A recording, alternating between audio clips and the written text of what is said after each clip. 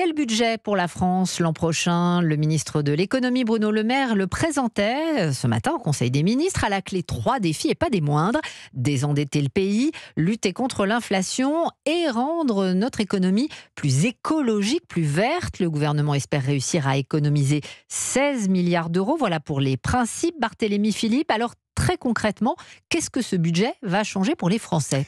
Eh bien d'abord, il y a les mesures anti-inflation, prestations sociales, retraite, barème de l'impôt sur le revenu. Le tout est indexé sur l'inflation et donc revalorisé.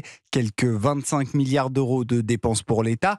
Ensuite, il y a le bouclier tarifaire sur l'électricité. Il est allégé en 2024 avant de disparaître en 2025. Concrètement, la hausse des prix de l'électricité devrait être limitée à 10% maximum en février prochain. Et puis, il y a l'immense défi climatique qui pousse Bercy et Bruno Le Maire à verdir le budget. Le réchauffement climatique s'accélère.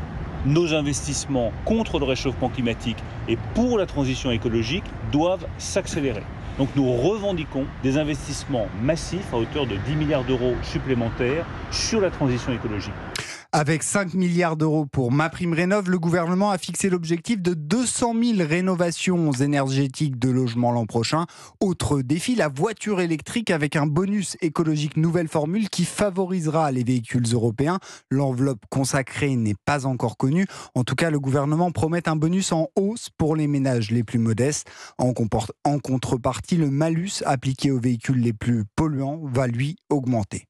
Bruno Le Maire, dont on va reparler dans un instant.